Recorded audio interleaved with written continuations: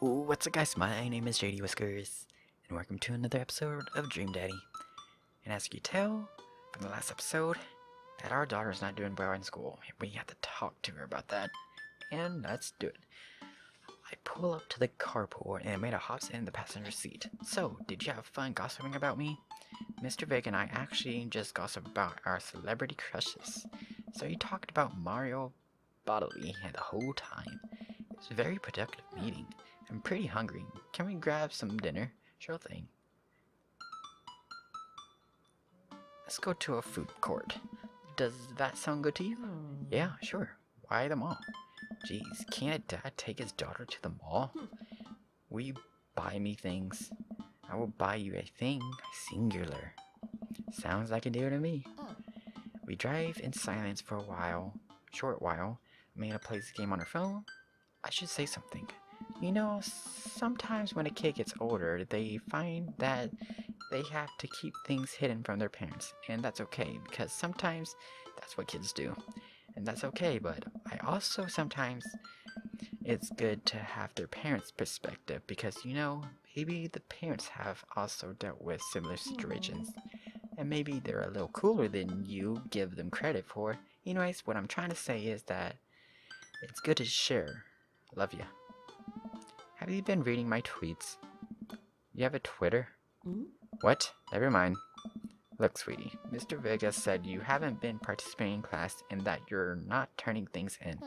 Oh, I'm fine, Pops. Seniorize and all that. I thought you liked Mr. Vegas' class. It's fine, he's fine. We pull up to a stoplight and I eyed Amanda. She's still texting. I want you to know that you can talk to me about anything. Uh-huh. I can tell that whatever it is, she doesn't want me knowing about it. That's frustrating. I heard MR is going to that fancy art school in California. That's exciting. Yep. Are you bummed that you guys aren't going to the same school? Yep. Amanda keeps texting. She still forced to laugh. What's so funny? I don't think you'll get it. Okay. Who you texting? Noah. Who's Noah? My friend. Does he go to your school? Yep. Do you like Noah? What? No. Dad. Ugh. I can't believe you would. Dad. I mean, jeez. Why would you? Ugh. Gross. Sorry. Just asking. Dad, he's just my friend. Guys and girls can be friends. He's my friend. Okay. Jeez. This is going well. Well, good talk. Love you, kiddo. She leans forward and turns up to the radio. I guess that conversation is over. To the mall then. We arrive at the mall, a big indoor shopping center with a couple of different floors. It's kind of dead, but that doesn't stop a mall security guard from yelling at a group of flirting teens. Let's eat something disgusting for dinner. Hell yeah. Language missy. Heck yeah. Better. We approach the food court and evaluate our options. There's greasy restaurants after greasy restaurants. My heart burns just looking at the menus. Nobody looks happy to be here. What are you in the mood for? Bread dipping in sugar, bread with cheese on it, or do you want me to inject some fat directly into your bloodstream? I extend my hand to her. Would you do me the honor of sharing some nachos? She shakes my hand with a grin. It would make the happiest, cheesiest girl alive. We order a giant pile of chips and unnaturally orange cheese from very unatheristic and possibly stoned teenager. We take a seat at a wrinkly table and dig in. These are bad. These are very bad. But also strangely delicious. You have to eat through the pain. We enjoy the fluorescent cheesy goodness together until we're all out of nachos. So, something's been bothering me for a while. Can you explain memes to me? A sigh. Which meme? All memes. Amanda sighs deeply and places her head in my hands. Dad, it's complicated. See, memes are inside jokes shared by a bunch of people that get less funny the more people do it. So the problem is that by the time a meme gets to you, Dad, all of us youth have already done the joke to death. And what's worse than that is that movies and TVs and video games will try to jump in on a meme train, but just based on how long it takes to make them, the meme will be long dead by the time it comes out. So it just dates it. It dates it and isn't funny. Oh shit, what up? Dad, please. Anyways, changing the subject, where to now? Wanna go to the goth store? What? You know, the one that all black and tries to establish itself as an anti-establishment dispute, being an exact representation of the establishment? I don't know what store you're talking about. You know, the one where you buy chain wallets and it's basically an assault on what people fought so hard against the punk and the hardcore moves of the 70s and 80s. Dude, you gotta be more specific. The one you threw up in that one time? Oh, that one. Yeah. Amanda runs into the store with me thrilling behind her. She makes a billing for the back. There it is. You can still see the outline kinda. I'm so proud. Speech. Amanda. Speech. Alright, I'll do it for the stop chanting. Amanda stops immediately. I clear my throat. Thank you all for joining us here today to commemorate a historic moment that would forever shape history. On a day very much like today, some 5 years ago, our very own Amanda Ann Whiskers had too much blue raspberry slushy on an outing to the mall. After begging her father to take her to Dead Goth and beyond to buy rainbow suspenders, she proceeded to throw up on all over a display of My Chemical Romance merchandise. Her loving father then had to pay for said merchandise, which to this day remains among our possessions. Thank you. Amanda's move. She begins clapping slow at first, then faster and more vigorously. Several other patrons turn their head. One of them also starts clapping. I bow my head. Oh hey, chain wallets. While Amanda busies herself looking at band t-shirts, I try to find something of interest to myself. Not much for a dad to look at a Dead Goth and beyond. Pursue the band t-shirt, look at ironic mugs, check the clearance bin for hot deals. Let's do band t-shirts. I barely know any of these. Cannibal Bone Party doesn't seem like music I enjoy, but they must be really happy that a retail outlet is carrying their merchandise. I hope their parents are really proud of them.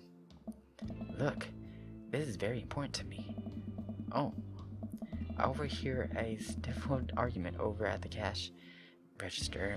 An older gentleman is carrying a garment and showing it to a bored-looking cashier with pink hair.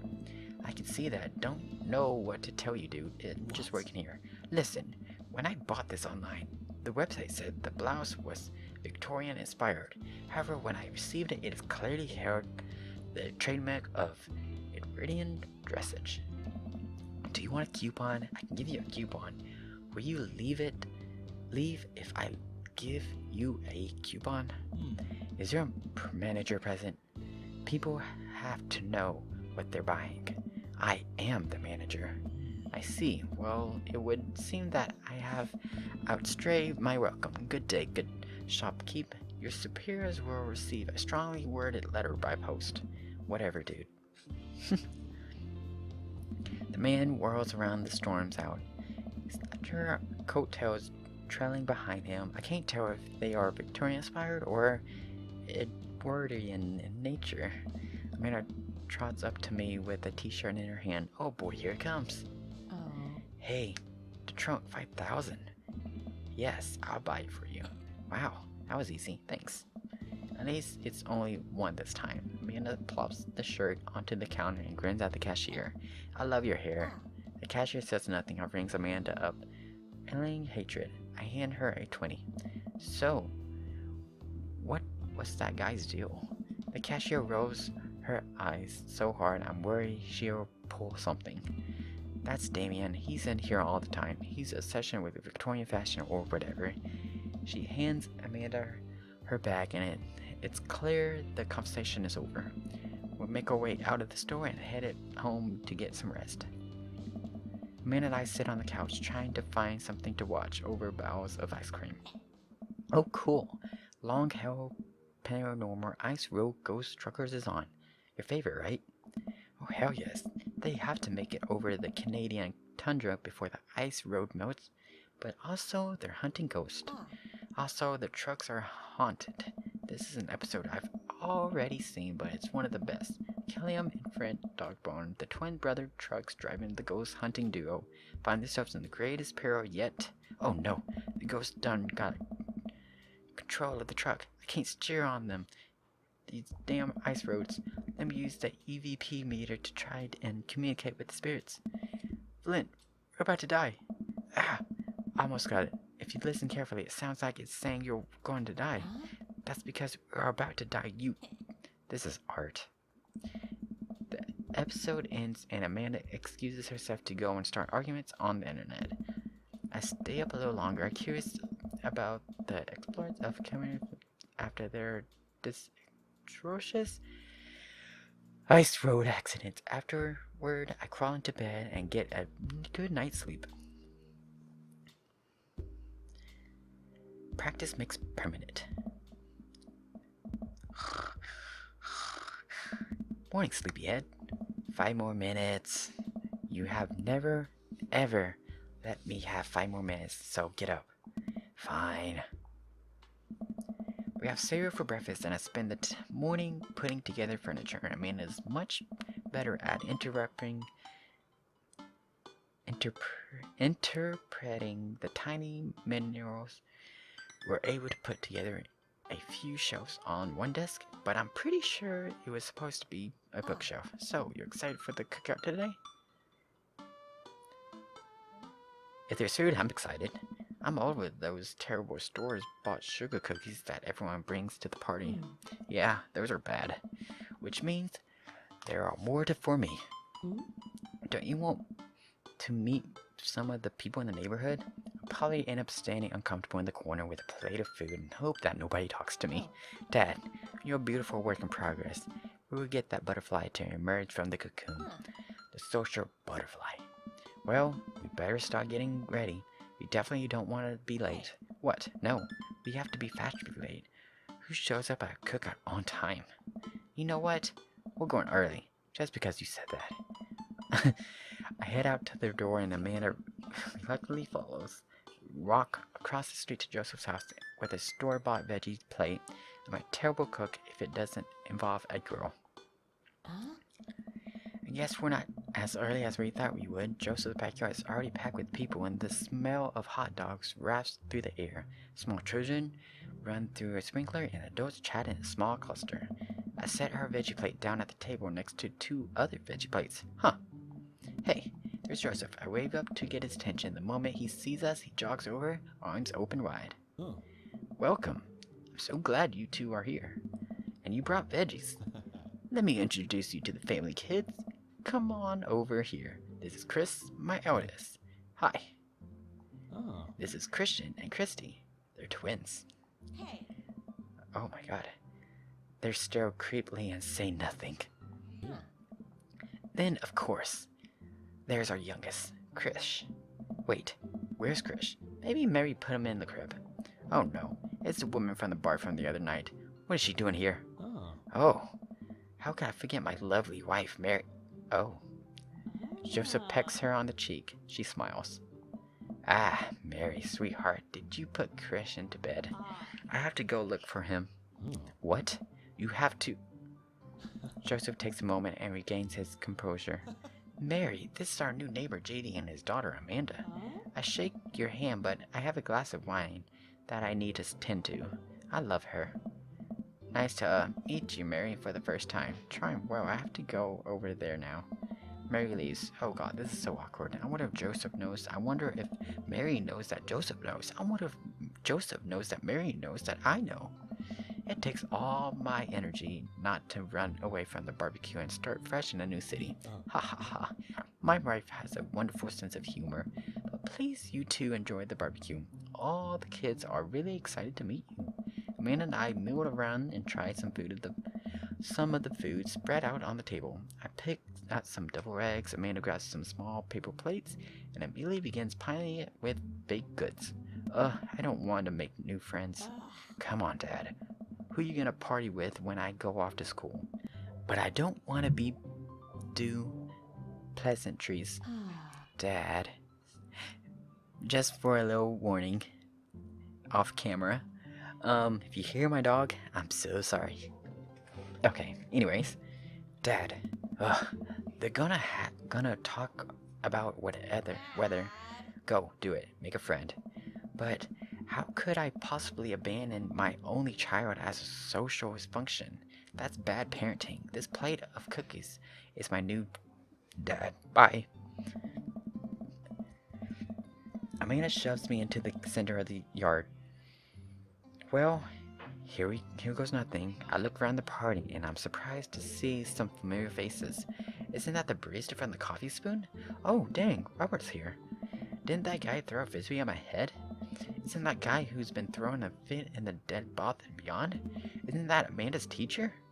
Hey, I know Craig. But wait a second, all these people live in our cul-de-sac. That can't be right. I better investigate. Let's talk to these people. Matt and Hugo seem to be enrolled in a tense discussion. Looks on, smiley patron. I walked over to say hello. Well, I don't think it's fair to try and compare two art movements like this. Periods in art's over existence because they're unique byproducts of the social and politically climate of a time and place, and to try to take something like that, the Rococo period, and compare it to postmodernism in America, completely disregarding the context in which a work of art is created.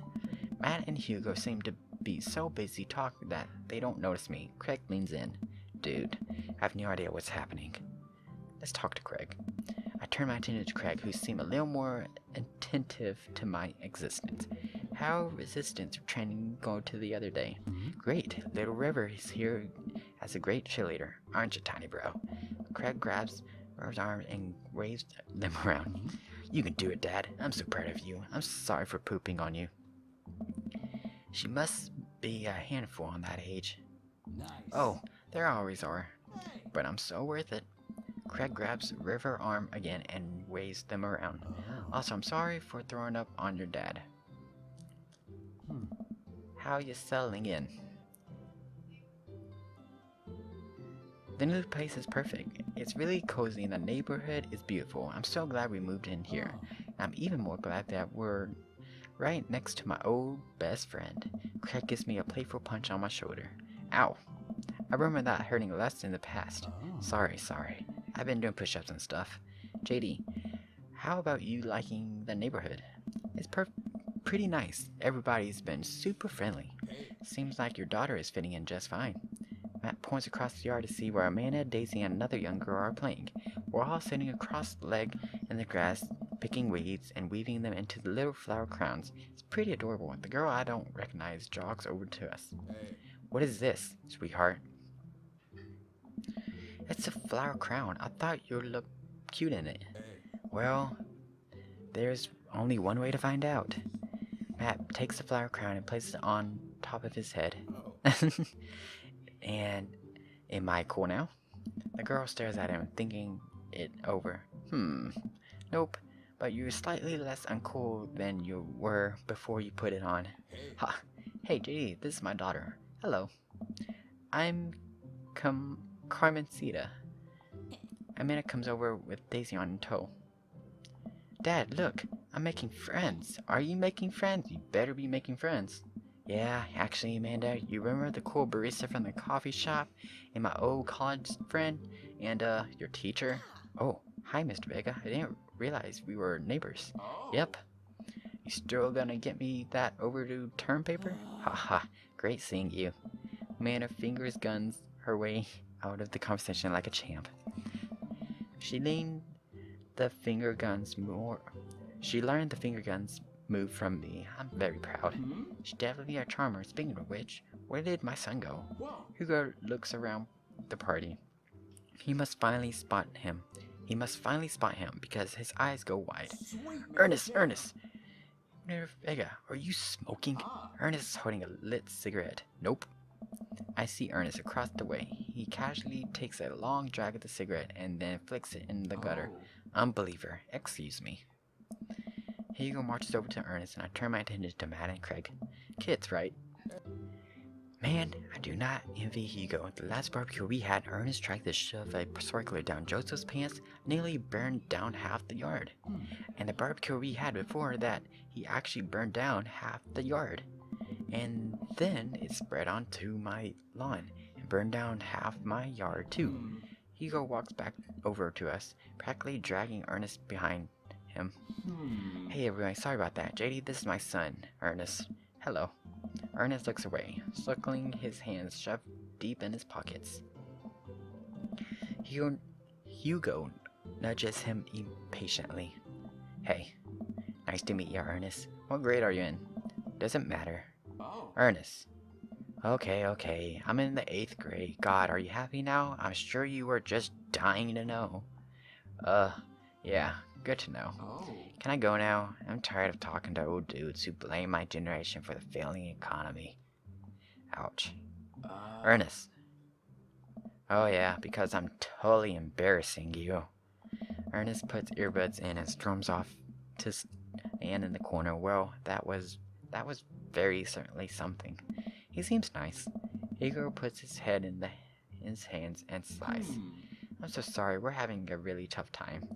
As much as I want to be a good dad, cool dad, I have to be the authoritative dad, and he clearly resents me from it. I mean, I think as a dad and a teacher, that's about as you can get. Honestly, are any of us cool dads? Is it even possible to be a cool dad? What? I'm a cool as a cucumber. See, that's right there. You can't say that. My kid thinks I'm cool. But for how long, Craig? How long do you get to be a cool dad? I don't know.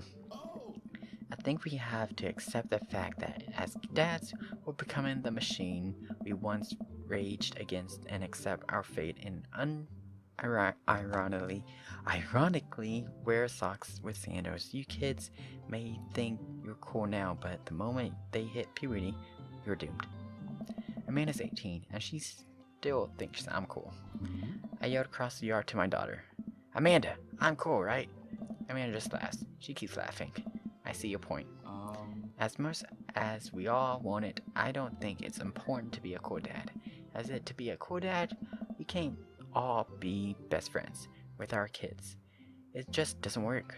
I mean, look at me and Ernest. Our jobs as parents is to make sure our kids turn out okay. Yeah, you're right, but it would be nice to have it both ways. Hearing these guys talk about this makes me think of my relationship with Amanda. We get along so well, but there might come a time when it won't be like that. It's college when that happens. Don't let us eat up your time, JD. Go meet some of the people around the neighborhood. Okay. Let's talk to Robert and Brian.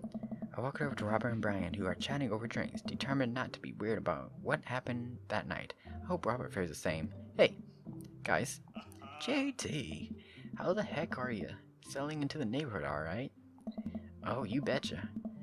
Got the living room in order, at least.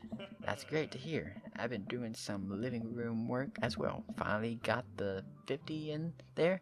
The game looks great in high definition. Oh boy. JD, have you met Robert yet? Yes. I believe we met briefly. Hey. Robert takes a long sip of whiskey. Robert robotically extends a hand. I shake it as he stared obliquely into my eyes. Oh god, what does it mean? How has it been? It's good. Robert focuses on the whiskey he's holding. He takes a long sip. Great.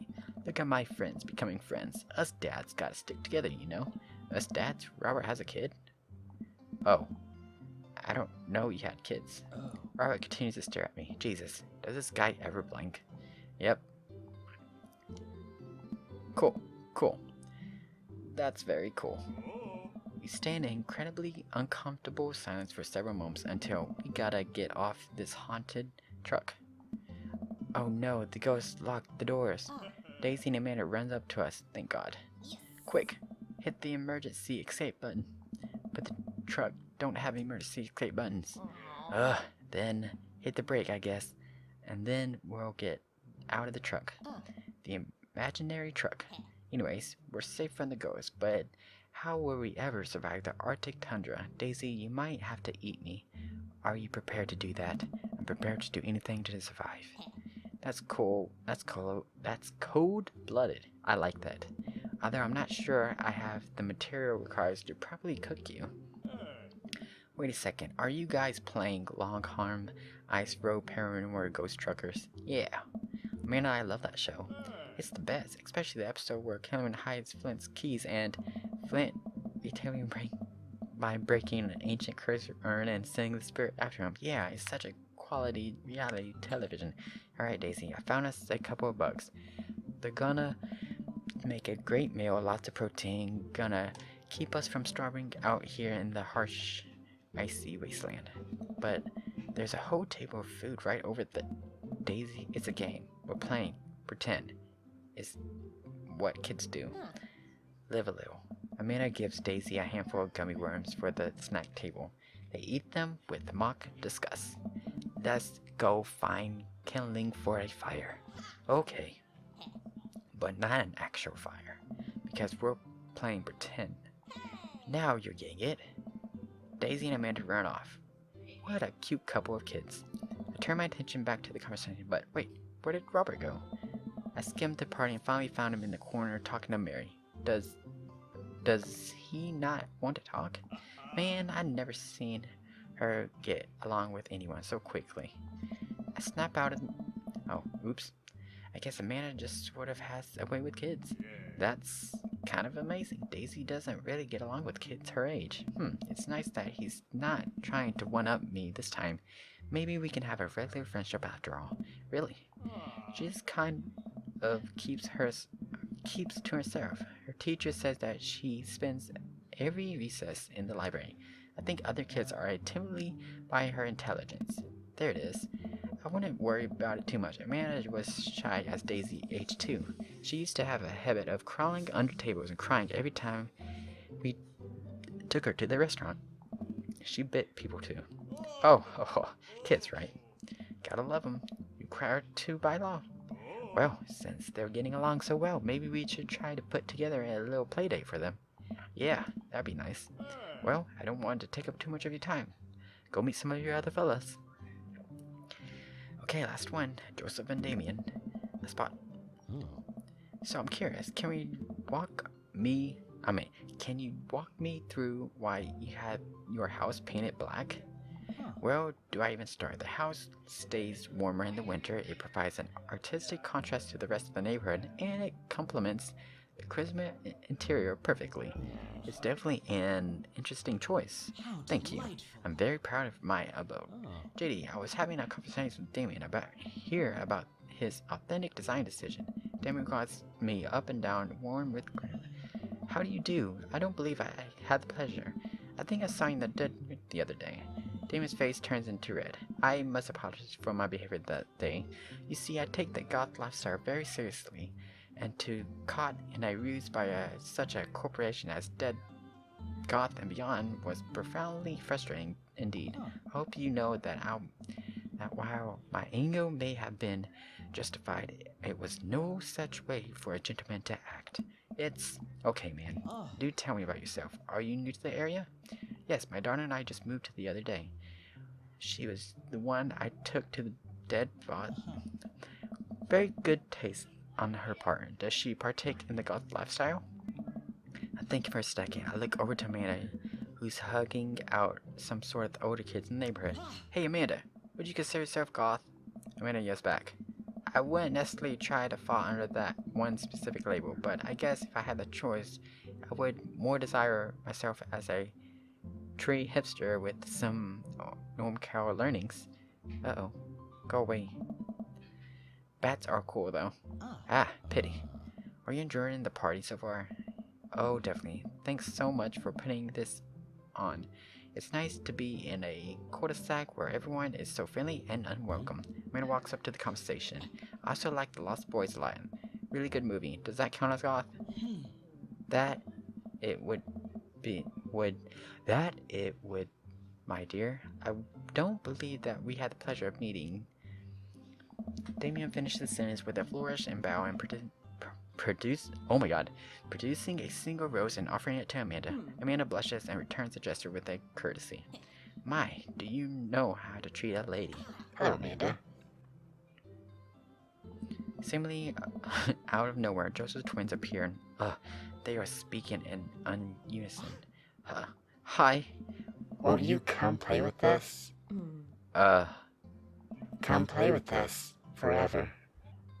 Guys, enough with the creepy twin shintics. We're talking about this. Christian is slowly backing away.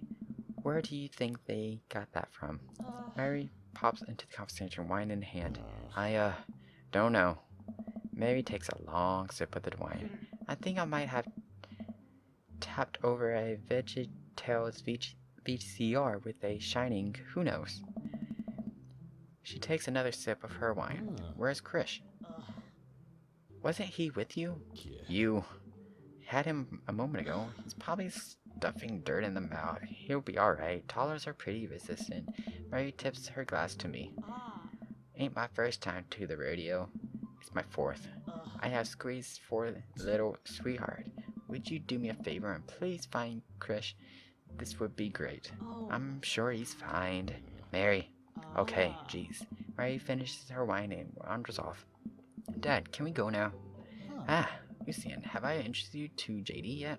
Hey, it's the punk that from Amanda School. I remember you. Whatever. That's no way for a young man to speak to his elders. Be polite. Lucy bows. Whatever, sir. Lucy bows again. Mr. Kristen, may I have a veggie burger, sir? Coming right up, bud. Are you a vegetarian? Yep.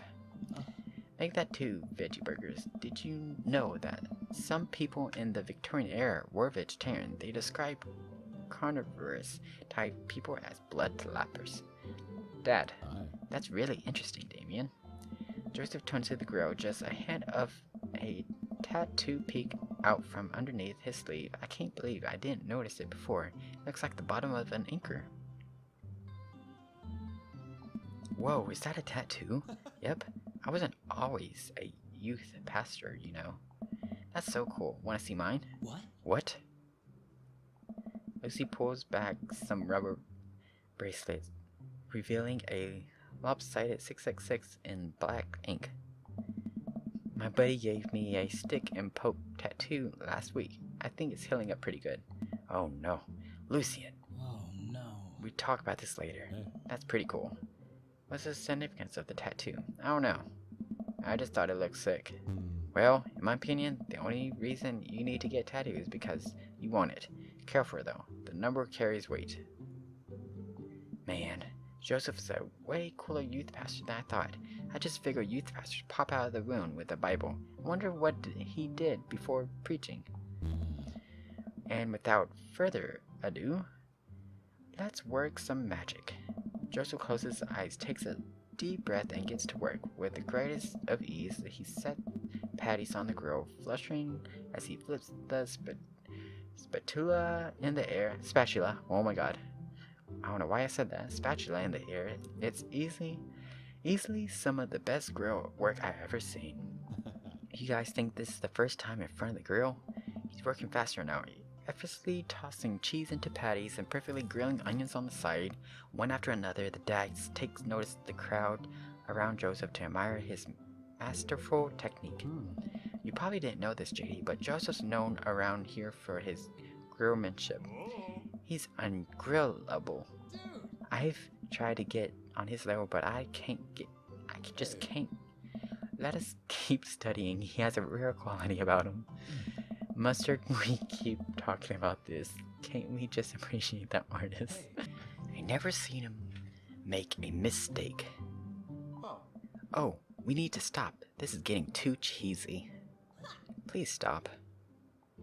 All of the children at the party boo at the glorious display of puns in unison. Alright guys, the food's ready. Please form an orderly barbecue. Amanda groans. We all grab our food and hand out enjoying perfectly cooked cheeseburgers. Man, it's so wild how all the dads live in the same cul-de-sac. Kinda nice, isn't it? It feels like there's a real community here. It totally helps when you're just a single dad trying to raise a kid. We're happy to have you here, man. I think you're gonna like this neighborhood a lot. Plus, Amanda seems to be getting along with all of the kids. If she decides to get into the babysitting game, she'll really make a killing. Hey, why don't you add us on Dadbook? Dadbook? Yeah, it's a great social network for dads to keep in touch with each other. We're all on it, so if you ever need to reach out to anyone, that's the simplest way to do it. Sorry, I'm just an old-fashioned dad. Social media goes over my head sometimes. Don't worry, Pops. I hope you figured it out. The rest of the barbecue goes smoothly. We'll all trade stories, drink beer, has our kids play on the lawn. Amanda breaks up a fight between Carmen and those weird twins. I think they wanted her so. Welcome to the neighborhood. Amanda and I walk back to the place as the sun gets over the neighborhood. Pretty fun party, don't you think? Feel like I was on a network site. I kinda get LinkedIn's notification out of this. I just want to know. You don't think it's nice that people want to connect with you? No. Not when their affection jams up my inbox, metaphorically speaking. Well, hey, at least you met some other cool dads. You should hit them up, Dad, on Dadbook. Maybe I will, if I ever figure out how social media works. I have a good feeling about this place. Me too, Dad. Alright guys, I'm gonna leave this episode here. Hope you guys enjoy it, and I'll see you in the next stream, Dad. Bye-bye.